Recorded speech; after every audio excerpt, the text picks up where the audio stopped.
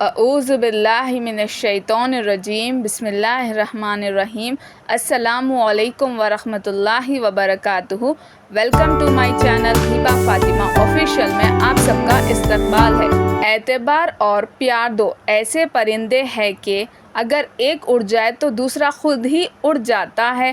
اچھے رشتوں کو وعدوں اور شرطوں کی ضرورت نہیں ہوتی، اس کے لیے صرف دو لوگ چاہیے جن میں ایک بھروسہ کر سکے اور دوسرا اسے سمجھ سکے۔ زندگی ایسے جیو کہ کوئی ہنسے تو تمہاری وجہ سے ہنسے، تم پر نہیں، اور کوئی روئے تو تمہارے لیے روئے، تمہاری وجہ سے نہیں۔ کر لو توبہ ابھی وقت ہے، پھر مت کہنا حساب سخت ہے۔ خواہش سے نہیں گرتے پھل جھولی میں، وقت کی شک کو میرے دوست ہلانا ہوگا۔ کچھ نہیں ہوگا اندھیروں کو برا کہنے سے، اپنے حصے کا دیا خود ہی جلانا ہوگا۔ انسان سخت مزاج بن جاتا ہے اس وقت جب بہت سے لوگ اس کے نرم مزاج کا غلط فائدہ اٹھا چکے ہوتے ہیں۔ جس سمے آپ خود کو خوش کرنے کے لیے بنا وجہ کسی کا اپمان کر رہے ہوتے ہیں، دراصل آپ اس وقت اپنا سامان کھو رہے ہوتے ہیں۔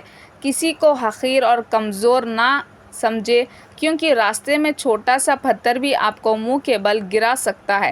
اس سورج کی طرح انصاف کی زندگی جیو جو بادشاہ کے محل میں بھی اتنی روشنی دیتا ہے جتنی کسی غریب کی جھوپڑی میں۔ دوست کو کبھی دولت کی نگاہ سے مت دیکھو، وفا کرنے والے دوست اکثر غریب ہوتے ہیں۔ اگر آپ اپنی اولاد کو اپنا دوست بنا کر اچھا انسان نہیں بنائیں گے تو برے لوگ انہیں اپنا دوست بنا کر برا انسان بنا دیں گے۔ جب غلطی ثابت ہو جاتی ہے تو عقل مند اپنے آپ کو درست کر لیتا ہے اور جاہل ضد پر اڑا رہتا ہے۔ حضرت علی نے فرمایا، زندگی میں خود کو کبھی کسی انسان کا عادی مت بنانا، کیونکہ انسان بہت خود غرض ہے۔ جب آپ کو پسند کرتا ہے تو آپ کی برائی بھول جاتا ہے، اور جب آپ سے نفرت کرتا ہے تو اچھائی بھول جاتا ہے۔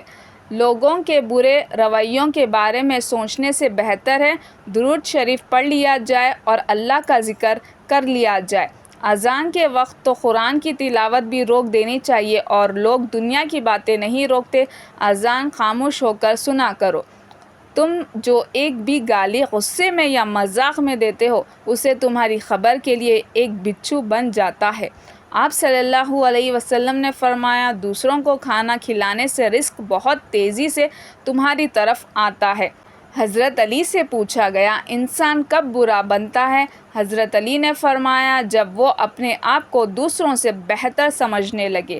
دنیا میں ان 6 چیزوں کا ہمارے پاس ہونا ضروری ہے۔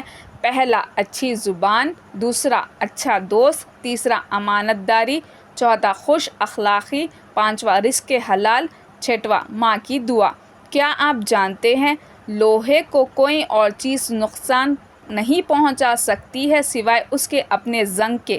اسی طرح انسان کو کوئی چیز برباد نہیں کر سکتی ہے سوائے اس کی اپنی ذہنیت کے۔ آپ صلی اللہ علیہ وسلم نے فرمایا، جو شخص میری امت کے نفع کے لیے 40 حدیثیں یاد کرے گا تو اس سے قیامت کے دن کہا جائے گا، جنت کے جس دروازے سے چاہو داخل ہو جاؤ۔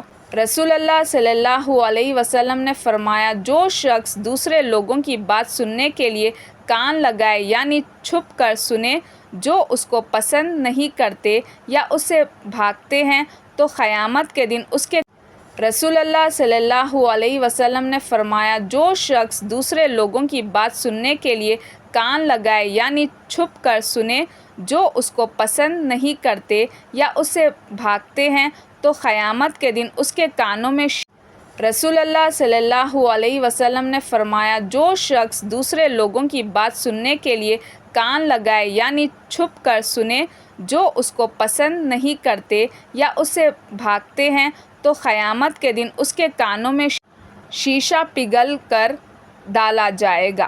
حضور صلی اللہ علیہ وسلم نے فرمایا، جس آدمی پر کسی نے کوئی احسان کیا اور اس نے احسان کرنے والوں کو یہ دعا دی، جزاک اللہ خیرا، یعنی اللہ تعالیٰ آپ کو اس کا بہتر بدلہ عطا فرمائے، تو اس نے اس شخص کی پوری تعریف کر دی۔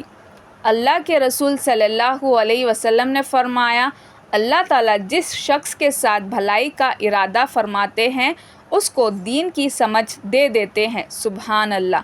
حضرت ابن عباس رضی اللہ عنہ فرماتے ہیں کہ میں نے رسول اللہ صلی اللہ علیہ وسلم کو یہ ارشاد فرماتے ہوئے سنا ہے، جو مسلمان کسی مسلمان کو کپڑا پہناتا ہے تو جب تک پہننے والے کے بدن پر اس کپڑے کا ایک بھی ٹکڑا رہتا ہے، پہنانے والے اللہ تعالیٰ کی حفاظت میں رہتے ہیں۔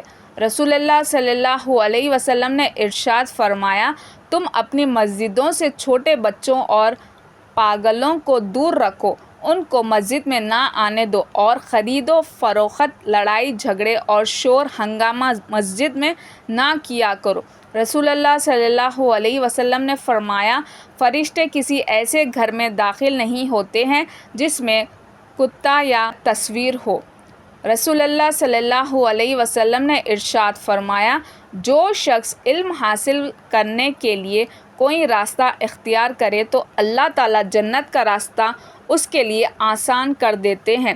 رسول اللہ صلی اللہ علیہ وسلم نے ارشاد فرمایا، اللہ تعالیٰ کے نزدیک سب سے زیادہ عذاب تصویر بنانے والوں کو ہوگا۔ اللہ کے رسول صلی اللہ علیہ وسلم نے فرمایا، قیامت کے دن صاحب قرآن حافظ سے کہا جائے گا، قرآن پڑھتا جا اور جنت کے درجوں پر چڑھتا جا، اور ٹھہر ٹھہر کر پڑھ جیسا کہ تو دنیا میں ٹھہر ٹھہر کر پڑھتا تھا، بس تیرا مقام وہی ہوگا جہاں تیری آخری آیت کی تلاوت ختم ہوگی۔ اللہ کے رسول صلی اللہ علیہ وسلم نے فرمایا، علم کا حاصل کرنا ہر مسلمان پر فرض ہے۔ جب تم درد میں ہو تو دوسروں پر مت غور کرو، بلکہ جو درد کو راحت میں بدل دے گا اس پر غور کرو، بے شک اللہ سب سے بہتر راحت دینے والا ہے۔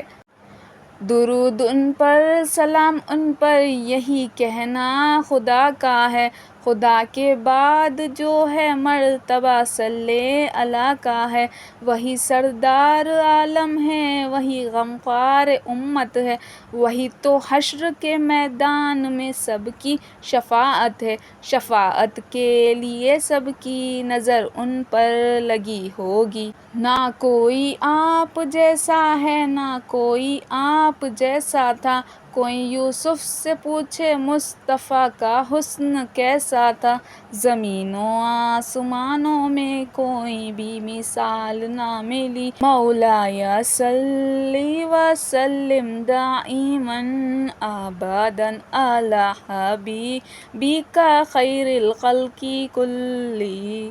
ایک صحابی نے حضور محمد مصطفیٰ صلی اللہ علیہ وسلم سے عرض کیا کہ یا رسول اللہ صلی اللہ علیہ وسلم، ہم نے آپ کو دیکھا، آپ سے بات کی، آپ کے ساتھ کھانا کھایا، کیا ہم سے بھی زیادہ کوئی اور خوش نصیب ہے اس دنیا میں؟ آپ محمد مصطفیٰ صلی اللہ علیہ وسلم نے فرمایا کہ تم نے مجھے دیکھا اور سنا تو ایمان لائے، آنے والی امت جو مجھ کو دیکھے اور سنے بغیر مجھ پر ایمان لائے گی وہ تم سے زیادہ خوش نصیب ہوگی۔ سبحان اللہ۔ استغفار کی دعا۔